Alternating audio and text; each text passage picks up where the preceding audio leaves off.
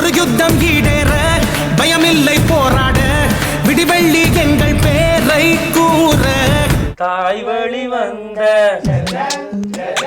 தங்கங்கள் எல்லாம் ஓர் வழி நின்று நேர்வழி சென்றால் நாளை நமதே நாளும் நமதே நாளை நமதே நமதுதான் நமதுதான்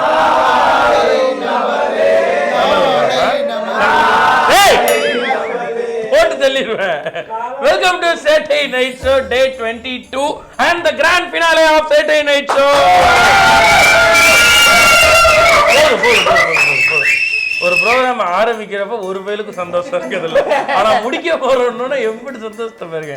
இதே சந்தோஷம் உங்களுக்கும் இருக்குன்ற நம்பிக்கையோட இன்னைக்கு ஷோக்குள்ள போகலாம். ஸோ எப்பவும் போல நிறைய நியூஸ் பண்ண எல்லாமே இருக்கு. கிராண்ட் ஃபினாலே என்ன பண்ண போறீங்க அப்படின்னா ஒன்றும் இல்லை, இவ்வளோ நாள் என்ன பண்ணோம் அதே தான் இன்னைக்கு பண்ண போறோம். ஸோ எக்ஸ்ட்ராவா எதுவும் கிடையாது. பட் இதுக்கு முன்னாடி ஒர்க் பண்ண டீம் என்ன அப்படின்றத இன்னும் கொஞ்சம் நேரத்தில் பார்க்க போறீங்க, அவ்வளோதான். ஸோ இன்னைக்கு நம்ம கூட ஒரு சப்ஸ்கிரைபர் வந்திருக்காங்க. வணக்கம். ஹாய் வணக்கம், என் பேர் பிரியங்கா, நான் ட்ரிச்சிலேருந்து வரேன். நான் எங்கள் கேப் ஜெமினியில் சீனியர் அனாலிஸ்ட்டாக வரேன். சரி, ஓகே, சொல்லுங்கள். ஸ்மைல் சேட்டை எவ்வளோ நாளாக பார்க்குறீங்க? சேட்டை நைட் ஷோ எப்படி இருக்குது? ஸ்மைல் சேட்டை நான் ஒரு 6-7 மந்த்ஸாக பார்த்துட்ருக்கேன். சேட்டை நைட் ஷோ வந்து ரொம்ப நல்லாயிருக்கு அண்ட் கான்செப்ட்ஸ் ஆர் டிஃப்ரெண்ட்டாக இருக்குது. Especially sir post. நம்ம ஃபஸ்ட்டு செக்மெண்ட்டுக்கு லீட் கொடுத்துருங்க. First segment, how to I tell you going to miss சேட்டை நைட் ஷோ முடிச்சிடாதீங்க. சேட்டை நைட் ஷோ டே 365 வரைக்கும் நாங்கள் பார்க்கணும். நாங்கள் எல்லாரும் பார்த்துட்டே இருக்கணும், நிப்பாட்டிடாதீங்க. அவர் எவ்வளோ சந்தோஷமா அனுப்பின கமெண்ட்டை நாங்கள் பார்க்கணும், திருத்தி தொலைச்சிடாதீங்கன்றதுக்கு எப்படி படிச்சிருக்கு பாருங்க. ஆமாம், பட் எங்களுக்கும் ஆசை தான் கொடுக்கணும் அப்படின்னு சொல்லிட்டு எல்லாம் டெட் பாடி ஆயிடுவாங்க. ஏற்கனவே ஒரு வாரத்தில் 5 நாள் தூக்கப்பட்டுறாங்க. பட் இதை விட இன்ட்ரெஸ்டிங்கான ஷோஸ்லாம் அடுத்தடுத்து வந்துட்டு இருக்கேன். சேட்டை நைட் ஷோ கண்டிப்பாக சீசன் 2 விரைவில் உங்களை வேற ஒரு விதத்தில் வந்து சார். தாத்தாவை பார்க்க உனக்கு பாவமா இல்ல பாட்டி? இருந்துச்சு. எப்போ? நல்லா இருக்கு, இன்னொரு கிளாஸ் கொடுன்னு கேட்டாரே அப்போ. அட சாமி, நீ கெட்ட வார்த்தையில திட்டு, அசிங்கமா திட்டு கூட வாங்கிக்கிறோம், தயவு செஞ்சு பாடிடாத விக்கி. உன்னை ஒன்று கேட்பேன், உண்மை சொல்ல வேண்டும், என்னை பாட சொன்னால் என்ன பாட தோன்றும், என்ன பாட தோன்றும், சாவடிப்பேன், எல்லாத்தையும் பாடுவேன். ஸ்மைல் சேட்டை நைட் ஷோல ஏதாவது அமௌண்ட் தெரிச்சா? அமௌண்ட் தானே? எஸ், நாங்கள் ஆரம்பிச்சப்ப இந்த வரவு செலவு கணக்கெலாம் இப்போ கடைசியாக தான். தம்பி என்ன பண்ணுறீங்க? கொஞ்ச நாள் ஆச்சு, நான் இன்னும் வாடகை கொடுக்கல. நான் சரி, இன்னைக்கு மட்டும் அட்ஜஸ்ட் பண்ணிக்க முடிய போகுது.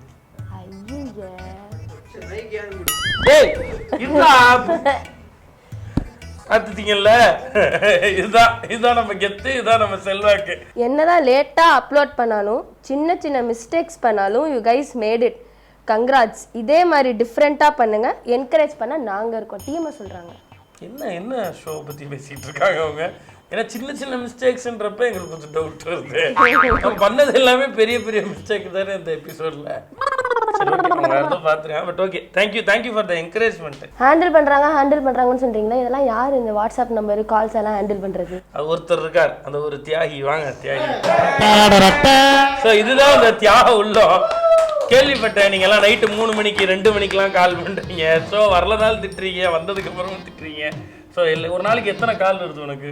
அது நிறைய வருது. மெசேஜ் தானே, நான் அப்படி பார்ப்பேன், 500 மெசேஜ் அப்படின்னு இருக்கும். நான் அப்படியே ரிப்ளை பண்ணிட்டே போவேன். திரும்ப அப்படி வெளில வந்து பார்த்தா திரும்ப 500 மெசேஜ் அப்படியே போயிருக்கு. நான் போய் லிஃப்ட் அப்ப சாப்பிட்டுனா ப்ளீஸ் க்ளோஸ் தி டோர் அப்படின்னு கேக்குதுன்னா சப்ஸ்கிரைப் டு ஸ்மைல் சேட்டை. சீரியஸாவே இது நடந்துச்சு எங்க வீட்டு லிஃப்ட்ல. ஒரு நாளைக்கு 500 மெசேஜ் ஆகுது வாட்ஸ்அப்ல வருது. ஸோ அத்தனை ஒருத்தனா நின்று 1 man ஆர்மியா தாங்கிட்டு இருக்கான். இது எதுக்கு இவனை இன்ட்ரடியூஸ் பண்றோம்னா, இன்னொரு தடவை திட்டுறதுக்கு முன்னாடி யோசிங்க. இங்க 10-15 பேர் டெலிகாலிங்ல உட்காந்துட்டு ரிப்ளை பண்ணாம இல்ல இருக்குது, ஒரே ஒரு ஆள் கோபால, அவன் தான் 1 வருஷமா okay. Thanks a lot for coming Priyanka, all the way from Trichy. தொடர்ந்து ஸ்மைல் சேட்டை வந்து சப்போர்ட் பண்ணுங்க. அண்ட் இன்னும் நிறைய ஷோஸ் பிளான் பண்ணிட்டு இருக்கோம், அது எல்லாத்துக்குமே உங்களுடைய சப்போர்ட் தேவை. நன்றி. ഈ സ്മൈല பாத்தீங்கல்ல, கையோட போய் ஸ்மைல் சேட்டைக்கு சப்ஸ்கிரைபும் பண்ணிருங்க. யூகேல என்ன பண்ணிருக்காங்க, இப்போ எலெக்ஷன் நடக்க போகுது, பிரைம் மினிஸ்டர் எலெக்ஷன். அதுல தெரசா அப்படின்றவங்க நிக்கிறாங்க. அவங்க வந்து இந்தியன்ஸை நிறைய அங்க டார்கெட் பண்ணி, ஏன்னா அவங்களுடைய வாக்கு வங்கி பிரதானமா இருக்கு, 18 லட்சம் பேர் இருக்காங்க இந்தியன்ஸ். ஸோ அவங்களை எப்படியாவது அட்ராக்ட் பண்ணணும், இவங்க சேலை கட்டிட்டு போறாங்க, கோயிலுக்கு போறாங்களா, அப்புறம் வந்து இவங்க மோடி கூட எடுத்துக்கிட்ட போட்டோவெல்லாம் வச்சு கேம்பெயின் பண்றாங்க. அப்புறம் இவங்க பேர்லயே ஹிந்தியில பாட்டுலாம் போட்டிருக்காங்க. எல்லாம் ஓகே. மோடி கூட எடுத்த போட்டோ எடுத்து அங்க கொண்டு போட்டுக்கிட்டு இல்லனே மோடி எனக்கு தெரியும் வந்திருக்காரு அது மாதிரி எல்லாத்தையும் காட்டுறதுக்காக. ஓ ஏன் இப்ப நீங்க மோடி போட்டோ வைக்கிறதுனால அவங்க தோத்துருவாங்கன்னு சொல்றீங்க? இல்ல இல்ல நான் அப்படி சொல்ல. யாரும் ஓட்டு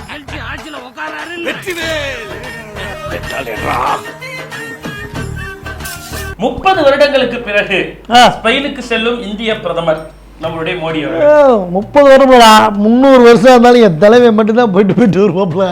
5 வருஷத்துக்குள்ள ஒரு டார்கெட் ஃபிக்ஸ் பண்ணி சுத்திட்டு இருக்காரு. அந்த வகையில ஸ்பெயினுக்கு இப்ப போறாரு ஜெர்மனில இருந்து. ஜெர்மனில பிரியங்கா சோப்ராவோட பேசிட்டு இருந்த அந்த போட்டோலாம் வந்துச்சு. டிரான்சிட் அப்ப பார்த்து பேசிட்டப்ப அதுக்கப்புறம் இப்போ வந்து அவர் ஸ்பெயினுக்கு போறாரு. சாதாரண மந்திரத்துக்கு வரலடா. 5 வயசுல இருந்து அவன் அடி வாங்கி மிதி வாங்கி கடி வாங்கி ஒவ்வொரு இடத்துலயும் பக்கம் பக்கமா வசனம் பேசி பல பெர்ஃபார்மன்ஸ்களை வெரைட்டியா கொடுத்து வின் பண்ணி வந்திருக்கேன்டா. வெஸ்ட் இண்டீஸ் கிரிக்கெட் அணி உலகத்திலே மிகப்பெரிய அணிகள்ல அதுவும் ஒன்று. 2 முறை வேர்ல்ட் கப் வாங்கியிருக்க. ஆனா இந்த முறை சாம்பியன்ஸ் டிராஃபி லீக் குள்ள போறதுக்கே தகுதி இல்லாம ஆயிடுச்சு. ஏன்டா தெரியல. ஆனா ரொம்ப காலமா வெஸ்ட் இண்டீஸ்க்கு சம்பளமும் சரியா தரது இல்ல. அந்த போர்டுக்கும் பிளேயர்ஸ்க்கும் பிரச்சனை. இது எல்லாமே ரிஃப்ளெக்ட் ஆயிருக்கும்னு நினைக்கிறேன். அதுல நான் பாட்டு ஜாலியா தெரிஞ்சுக்கிட்டு இருந்தேன். என்ன போய் ஆயிடுன்னு சொல்லி கூட்டு வந்துக்கிட்டு எப்படி இருந்தா இப்படி ஆயிட்டு. ரோஹித் சர்மான்றானே இந்த இந்தியன் பிளேயர்ஸ்லாம் தெரியும்ல. அவங்களுடைய பேட்ல இப்ப சிப் வைக்க போறாங்க. டேய் இதெல்லாம் நான் சின்ன வயசுல இருக்கும்போது சொல்லிட்டாங்க. ஸ்ப்ரிங் வச்சிருக்காங்க. இழுத்தா லைட் அடிச்சா போதும் பால் 6 ஸ்டேடியம்லாம் தாண்டி போகும். ஆமா எல்லா பேட்லயும் அது இல்ல. இது வந்து எல்லாருக்கும் தெரிஞ்சே இந்த சிப் வந்து தெரிஞ்சே வைப்பாங்களா அவனால சிப்ப?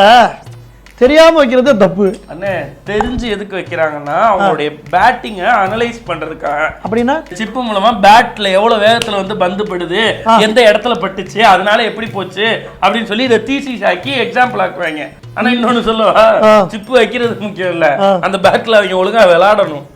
பால்ல படாத மாதிரியே அடிச்சாங்கன்னா. உத்தரப்பிரதேசத்துல ஸ்வாதி சிங் அப்படின்னு சொல்லி ஒரு மினிஸ்டர் இருக்காங்க. என்ன ஆமா தெரியுமா? இல்ல இருக்காங்க போய் சொன்னேன்ல நீ சொல்லு. அவங்க என்ன பண்ணிருக்காங்க, ஒரு பாரை ஓபன் பண்ணி வச்சிருக்காங்க. என்னடா சொல்ற? போன வாரத்துல இது பெரிய கான்ட்ரோவர்சி ஆயிடுச்சு. இப்போ அவங்க பிஜேபியினுடைய மினிஸ்டரும் கூட. அதனால இங்க ஒரு பக்கம் என்னடானா மதுவிலக்கு வேணுங்கிறாங்க, இன்னொரு பக்கம் பார்த்தா போய் அவங்க பாரை திறந்து வைக்கிறாங்கன்னு பயங்கரமான கான்ட்ரோவர்சி போயிருக்கு. என் மக்களே, என்ன மட்டும் ஓட்டு போட்டு ஜெயிக்க வச்சீங்கன்னா ஊர்ல இருக்கிற என்னுடைய எல்லா தோட்டத்திலயும் சாராயத்தை வர வைப்பேன். நல்லா யோசிச்சு முடிவெடுங்க. பாலா சரக்கா.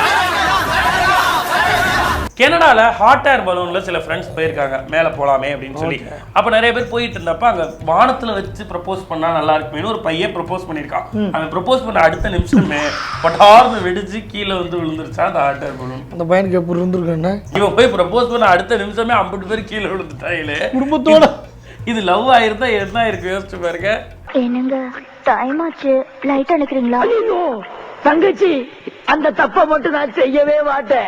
உன் ஜாதகம் எத்தனை வாட்ஸ் பவர்ஃபுல் எனக்கு தான் தெரியும். ராம்கோபால் வர்மா அவர்கள் ட்விட்டரை விட்டு வெளில போயிட்டாருன்னு.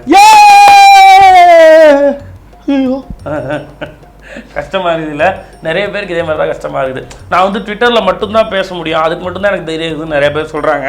ஸோ அது இல்லை அப்படின்றத ப்ரூவ் பண்றதுக்கு தான் நான் இப்போ வந்து வெளில போறேன் அப்படின்னு சொல்லியிருக்காரு. ஸோ இனி ட்விட்டரில் no tweet from Ramgopal Varma. என்னடா பண்ண போறோம் தெரியல.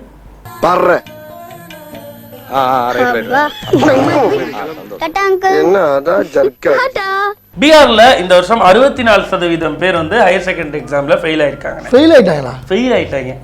ஏன் இவ்வளவு பேர் ஃபெயில் ஆயிருக்காங்க அப்படின்னு கேட்கும்போது, இல்ல நாங்க இந்த வருஷம் ரொம்ப தெளிவா இன்விஜிலேட் பண்ணோம், நாங்க வந்து ரொம்ப கவனமா இருந்தோம், யாரும் காப்பி அடிக்க கூடாதுன்னு, அதனாலதான் 64% பேர் ஃபெயில்னு சொல்லியிருக்காங்க. அப்ப முந்தின வருஷம்லாம் எல்லாம் காப்பி அடிச்சு தானே வந்திருக்காங்க. இதுக்கு முன்னாடி இந்த ஆபீசர்ஸ் பெரிய பெரிய ஆளுங்க பதவியில் இருக்கவங்க எல்லாருமே வந்து இப்படிதான் வந்திருப்பாங்க. இதை பத்தி நம்ம கேட்டோம்னா நம்மள லூசுன்னு சொல்லுவாங்க. இப்ப அதிகமானதுக்கு காரணம் நல்லா வேலை செஞ்சுக்கிறாங்க. அப்ப வேலை செய்யலங்கிறது தானே அர்த்தம். என்ன மேடம் நீங்க பிட்டு அடிக்க விட மாட்டீங்க, புக்கு பார்த்து எழுத விட மாட்டீங்க, என்னதான் நினைச்சிட்டு இருக்கீங்க? அப்புறம் எப்படி நான் அரியர் பாஸ் பண்றது, டிகிரி முடிக்கிறது, வேலைக்கு போறது, கல்யாணம் பண்ணிக்கிறது, குழந்தை குட்டியெல்லாம் பெத்துக்கிறது? ரிலையன்ஸ் கம்யூனிகேஷன்ஸை சார்ந்த அனில் அம்பானி அவர்கள் 25,000 கோடி ரூபாய் கடன் வச்சிருக்காரு. இந்த கடனை செப்டம்பர் 30ஆம் தேதிக்குள்ள கண்டிப்பா செலுத்திடுவேன் அப்படின்னு சொல்லியிருக்காரு. செப்டம்பர் 30? ஆமா, இதான் வந்துருச்சு. தட்டி பணத்துக்கு அந்த மனுஷன் கடை போவாரு. பாவா, அவரே ஏழப்பட்டவர். சாதாரண ஆள் கையில எல்லாம் மொபைலை கொடுத்து அழகு பார்த்து வர்ற அந்த மனுஷன். கவலைப்படாதீங்க, அவர்கிட்ட காசு வாங்குறதுன்னு அவ்வளவு சாதாரணமான விஷயம் இல்ல. இந்த மாதிரிதான். ஆமா, என் பணத்தை எப்ப தர்ற, எப்படி தர்ற? என்ன வாயிலே உட்கறீங்க? மாட்டிக்கிட்டோமோ? அண்ணே, பீஃப் பேனுக்கு தடை விதிச்சிருக்காங்கண்ணே. அதான் தெரியுமே, அப்புறம் என்ன புதுசா? ஹலோ, அது பீஃப் இறைச்சிக்கு தடை விதிச்சாங்க. இப்ப அந்த இறைச்சிக்கு விதிச்ச தடைக்கே தடை விதிச்சுட்டாங்க மதுரை ஹைகோர்ட்ல. நல்லா வேண்டிக்கடா, நான்வெஜ் சாப்பிட்ற ஜட்ஜ் வந்திருப்பாப்ல, அதனாலதான் நமக்கு நல்லது நடந்துச்சு.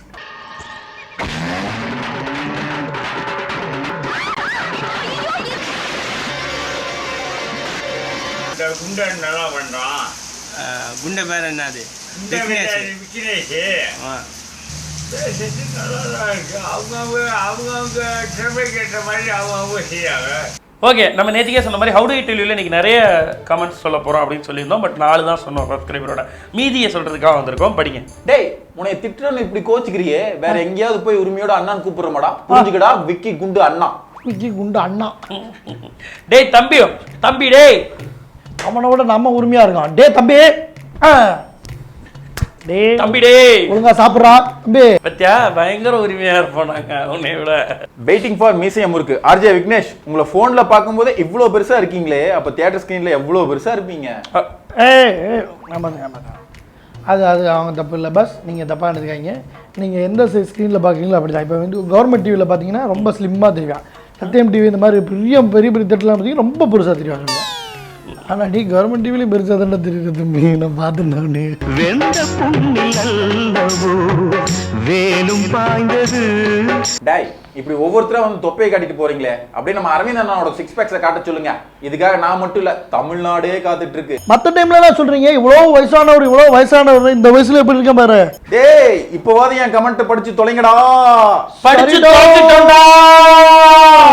தடி மாடுங்களா, ஒழுங்கா கமெண்ட்ஸ் ரீட் பண்ணிருங்க. இல்லனா லெட்டர் டு ஸ்மைல் ஷாட் நானே ஒரு சேனல் ஓபன் பண்ணி கல்வி ஊத்துவேன். எங்களை கழுவி ஊத்துறதுக்கு நீங்க சேனல்ல ஓபன் பண்ண வேண்டிய அவசியமே இல்ல. இங்க வந்து கமெண்ட் பண்ணலாம், இல்ல Facebookல வந்து மெசேஜ் பண்ணலாம். இல்லனா நாங்களே ஒரு நம்பர் கொடுத்திருக்கோமே, 9976994994. பிரகாஷுக்கு கால் பண்ணி கழுவி. ஒர்க் பிரஷரை குறைக்க டெய்லி டியூட்டி முடிஞ்சு வந்தோடனே யூடியூப் நைட் ஷோ தான் பார்ப்பேன். இனிமேல் யூடியூப் திறந்தாலே போர் அடிக்குமே. வீக் ஷோ வாச்சு வீக்லி ட்வைஸ் போடுங்க. சோ நீங்க இவ்வளவு ஃபீல் பண்ண வேண்டிய அவசியமே இல்ல. இப்போ முடிய போறது சேட்டை நைட் ஷோ மட்டும்தான், ஸ்மைல் சேட்டையே இல்ல. அதனால ஸ்மைல் சேட்டையில இதை விட இன்னும் சுவாரஸ்யமான நிறைய ஷோஸ் இந்த மாசம் ஃபுல்லா பிளான் பண்ணி வச்சிருக்கோம். ஸோ இந்த மாசத்துல இருந்து புதுசாகவும் 2-3 ஷோ உங்களுக்கு வரப்போகுது. ஸோ இது எல்லாத்தையுமே பார்த்து என்ஜாய் பண்ணுங்க, கவலைப்படாதீங்க. பீஃப் ஷோ அப்டேட்லயூ ஆன் ரெகுலர் இன்டர்வல்ஸ் கண்டிப்பா வந்துட்டு. கைஸ், நீங்க ஈவென்ட் பண்ணி ரொம்ப நாள் ஆச்சியா, ஏதாச்சும் ஈவென்ட் பண்ணீங்க. we are waiting to watch you on live. ரெடியா? எல்லாரும் ரெடியா? 1 2 3. ஜூலை 1. நாளைக்கு அப்புறம் டேட் சொல்லியிருக்கோம். ஜூலை 1 தான் அந்த டேட்டு. ஜூலை 1 அன்னைக்கு ஸ்மைல் சேட்டையினுடைய அடுத்த பிக்கெஸ்ட் ஈவெண்ட் ஒன்று உங்களுக்காக காத்துட்டு இருக்கு. அது என்ன ஈவெண்ட், எங்க நடக்குது, அந்த டீட்டெயில் எல்லாமே facebook.com/smile சேட்டையில இன்னும் ஒரு வாரத்தில் வந்துடும். பிக் பாஸ்ல ஸ்மைல் சேட்டை இருந்தா எப்படி இருக்கும்? திருப்பி சொல்லு.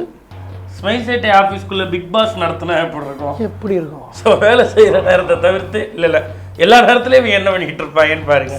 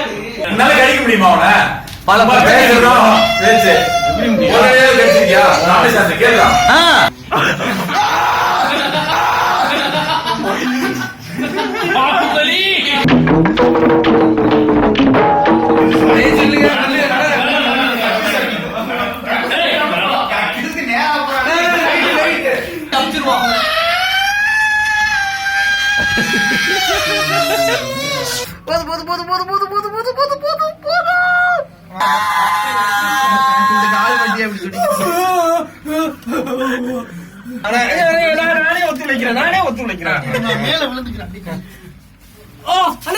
ரொம்ப குட்டியான கடிச்சிட்டீங்கடா.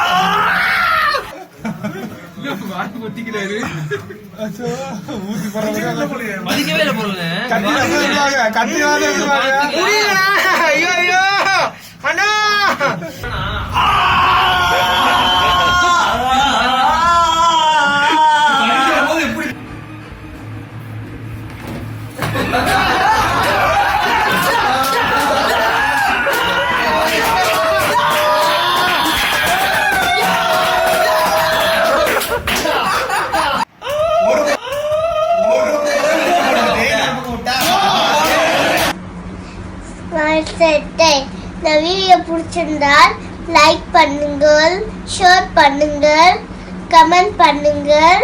Subscribe to Smile City.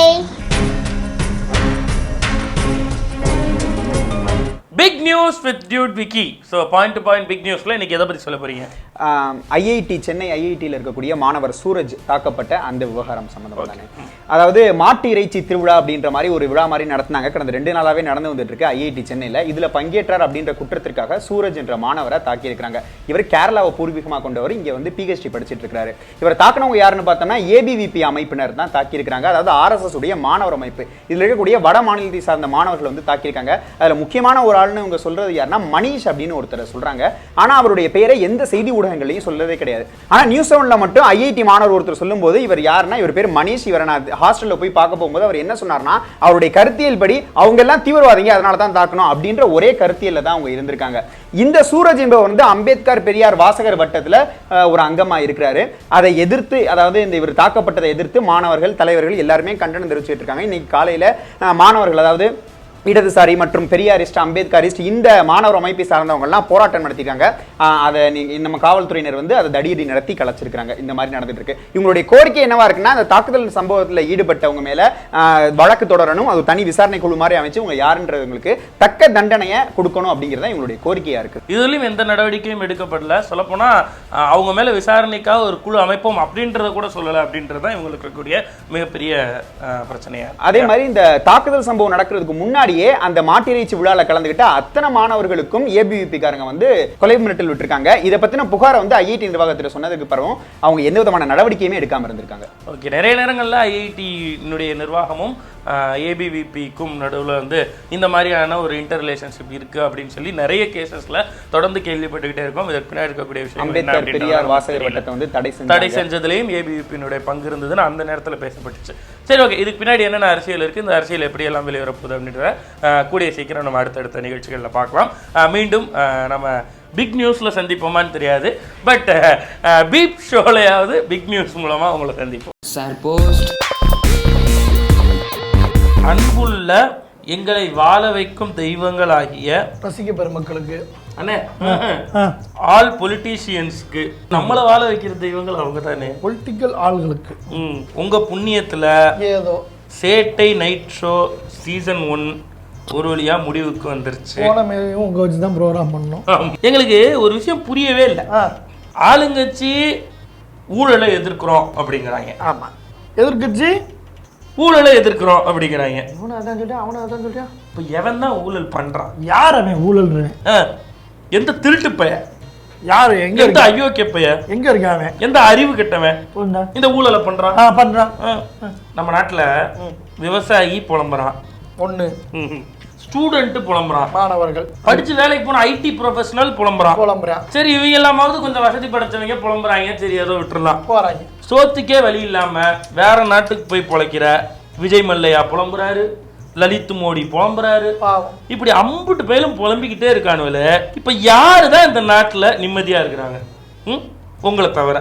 Make in India make in இந்தியான்ற பேர்ல ஆமா இந்தியாவில் செஞ்சதை விட இந்தியாவை வச்சு செஞ்சதுதான் அதிகம், ரொம்ப அதிகமா இருக்கு. டிமானிட்டைசேஷன் காலத்துல இந்தியாவையே வச்சு செஞ்சீங்கன்னா நாங்க தமிழர்கள் இன்னும் எக்ஸ்ட்ரா ஸ்பெஷல்.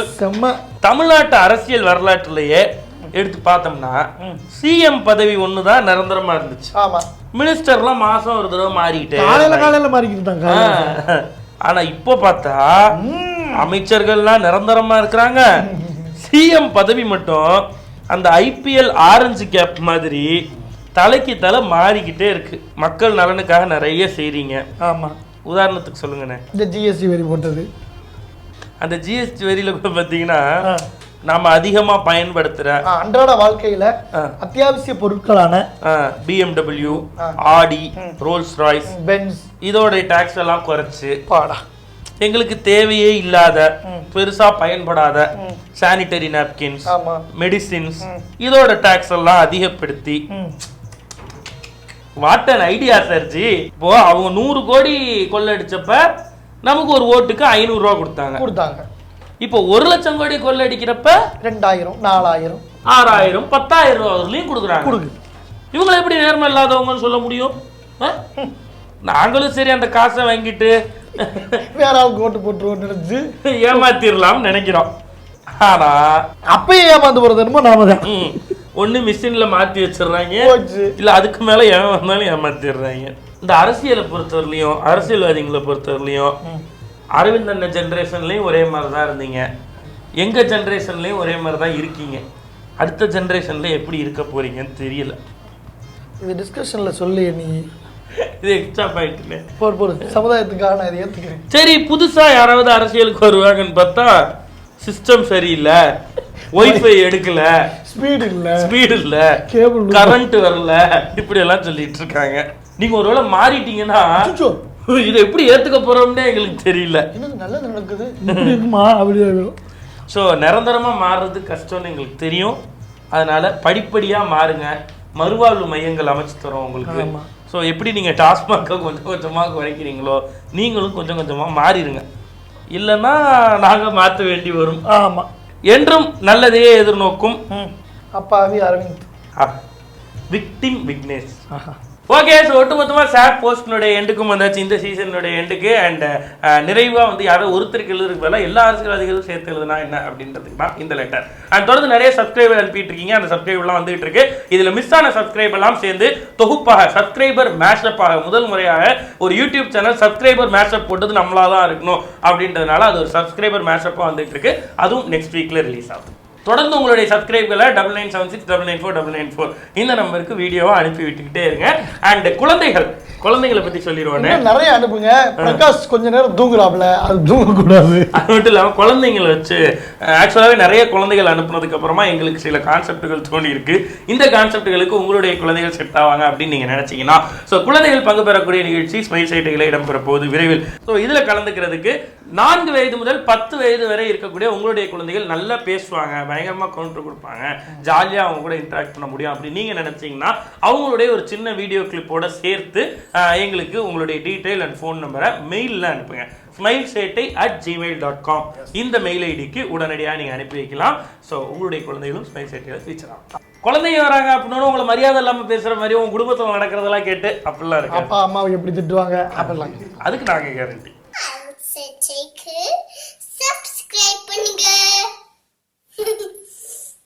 ஃபர்ஸ்ட் இந்த சேட்டை நைட் ஷோனுடைய டீம் இன்ட்ரோ இது ரொம்ப முக்கியம். இப்போ பயங்கரமா அப்படியே ஆமா அப்படின்னு சொல்லி நீங்க பேசுறதெல்லாம் எங்களுக்கு கேக்குது. இது வந்து கம்ப்ளீட்லி ஸ்மைல் சேட்டை தொடர்ந்து இந்த சேட்டை நைட் ஷோ 22 நாளும் ஃபாலோ பண்ணவங்களுக்காக மட்டுமே தான் இந்த செக்மெண்ட்னு வச்சுக்கோங்க. இதுக்கு பின்னாடி மிகப்பெரிய உழைப்பு இருந்தது. அந்த உழைப்பை கொடுத்தவங்க யார் அப்படின்றத இன்னைக்கு கிராண்ட் ஃபினாலே சொல்லல அப்படின்னா வேற என்னைக்கு எங்களால் சொல்ல முடியும். ஒரு கோர் ஸ்கிரிப்டிங் டீம் இருக்கும் இல்லையா, அந்த டீம் வந்து வேற யாரு, அண்ணன், நானு, கார்த்திக், உங்க எல்லாருக்கும் தெரியும் சேட்டையின் கார்த்திக்.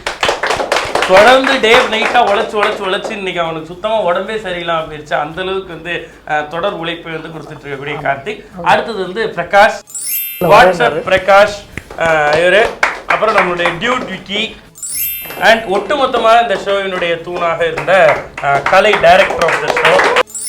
காலையில 6 மணிக்கெல்லாம் எழுந்து பேப்பர் போடுற இடத்துலயே இருந்து வாங்கிட்டு வந்து நியூஸ் எடுத்து அதுக்கப்புறம் டிவியில் உட்காந்து நியூஸ் 18 நியூஸ் 7 அவையிலே அவங்க ஷோவை பார்க்க மாட்டாங்க. அவங்களோட எல்லா நியூஸையும் வரிசையாக பார்த்து அதில் டாப் 100 எடுத்து எல்லாம் பண்ணி கடைசியாக முக்கியம் ஒரு 10 நியூஸ் எடுத்து. அது ஒரு பெரிய விஷயம். ஆமாம், அது வந்து ஒரு பெரிய டேலண்ட். அவர் எடுக்கிற நியூஸ் வந்து 50 எடுக்கிறாருன்னா அதில் 49 நியூஸ் வந்து மேகாலயாவில், ஜப்பான்ல, ஹரியானால, உத்தரப்பிரதேசில், குஜராத்தில், ஏன்பா இந்த மதுரை, கோயம்புத்தூர், சேலம் அங்கெல்லாம் எதுவுமே நடக்க மாட்டேங்குதுன்னு எல்லா இடத்துலையும் போராட்டம் மட்டும்தான் நடத்துறாங்க. இயல்பு நிலையாவே இருக்கு. நன்றி ஹே, தேங்க்யூ ஹே, இங்கிலீஷ் தான் சொல்லணும். சரி, அடுத்த ஆள் இன்ட்ரடியூஸ் பண்ற முன்னாடி நீங்க வேற மாதிரி கெட்டப்ல போனீங்கன்னா எல்லாருக்கும் பிடிக்குது. ஓகே. ஆனா என்ன இந்த குடிகாரன் கெட்டப்ப போன வரதுல உண்மையிலே சரக்கு போட்டு வந்து ப்ரோகிராம் பண்றீங்களான்னு கேட்டாங்க. அப்படி இல்ல, அது realistic makeup and realistic acting. Yes, ஆமா, லைட்டா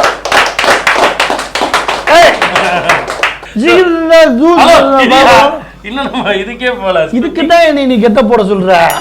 உடனே வாயா சொல்லலாம், டே சொல்லலாம், அவனே சொல்லலாம், என்ன சொல்லலாம்.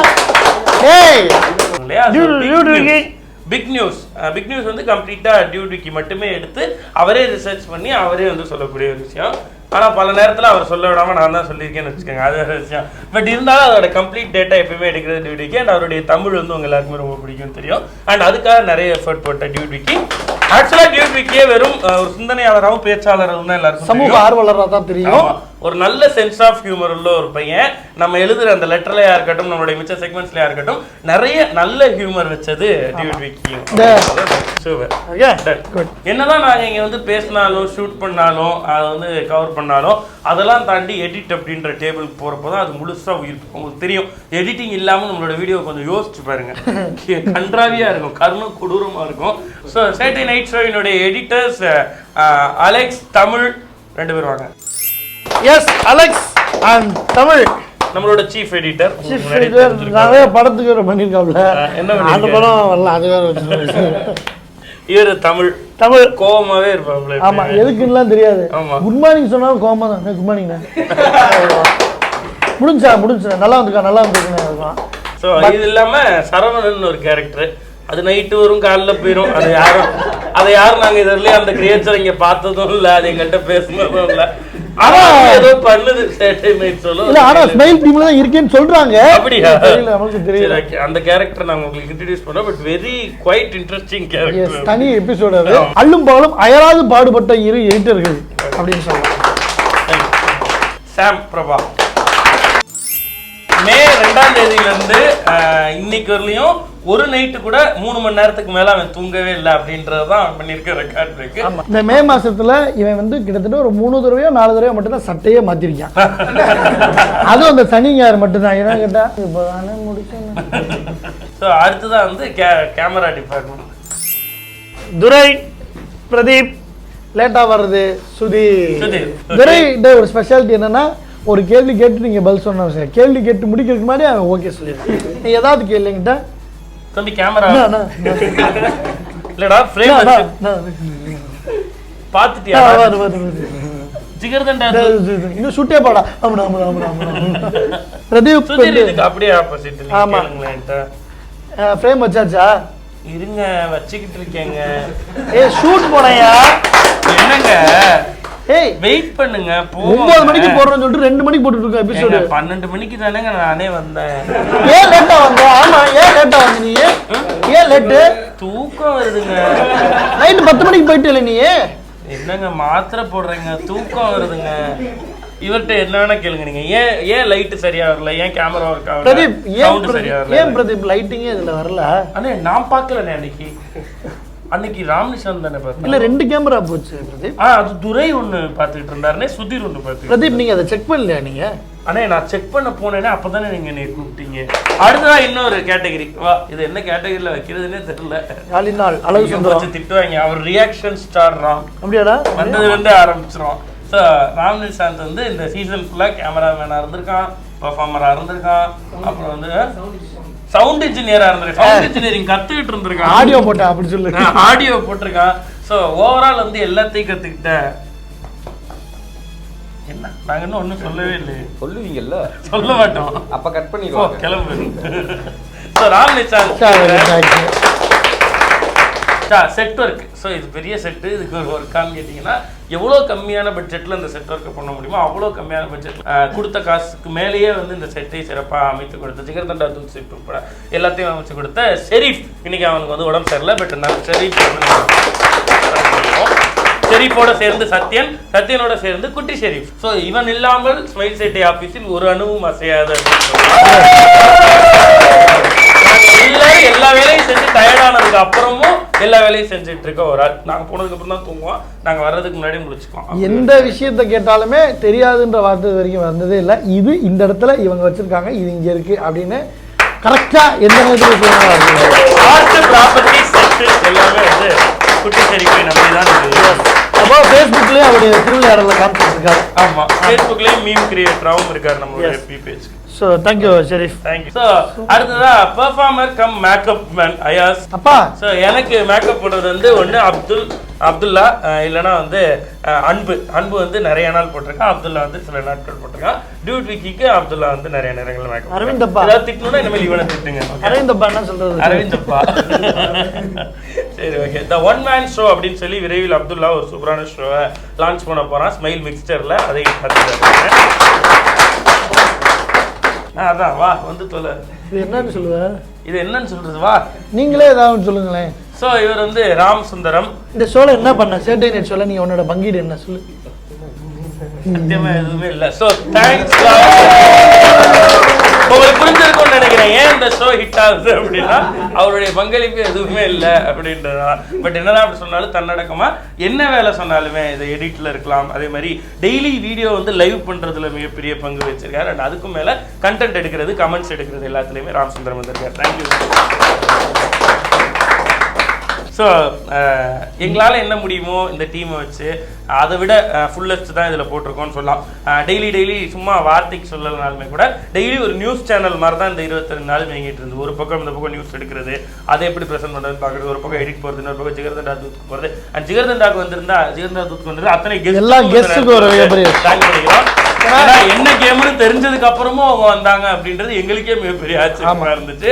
அண்ட் ஜிகர்தண்டா தூத்தும் வேற ஒரு ஃபார்ம்ல கூடிய சீக்கிரம் வரப்போகுது. அண்ட் இதுக்கு போட்ட எஃபர்ட் ரொம்ப பெருசுலாம் சொல்ல மாட்டோம். இந்த எஃபர்ட்ல ஒரு சில விஷயங்கள் கத்துட்டு இருக்கோம். இதை வச்சு இன்னும் நிறைய பெருசா செய்யறதுக்காக காத்துட்டு இருக்கோம். ஸோ இதே ஜோஷோட இன்னும் நிறைய புது ஷோஸோட ஸ்மைல் சேட்டை புது பொலிவுடன் விரைவில் உங்களை வந்து சந்திக்க இருக்கிறோம். ஓகே, இதோட நம்ம வந்து இன்னைக்கு ஷோனுடைய முடிவுக்கு வந்தாச்சு. சேட்டை நைட் ஷோவினுடைய சீசன் 1 எண்டுக்கும் வந்தாச்சு. மறுபடியும் இன்னொரு அற்புதமான ஷோல இதே மாதிரி உங்களை வந்து சந்திக்கிறோம். ரெகுலர் ஷோல வீக்லி பேசிஸ்ல உங்களை வந்து கண்டிப்பா சந்திப்போம். அது ரெடி வருவது ஆர்ஜே விக்னேஷ். சேட்டைக்கு சப்ஸ்கிரைப் பண்ணுங்க. ராத்திரி நேரத்து பூஜையில்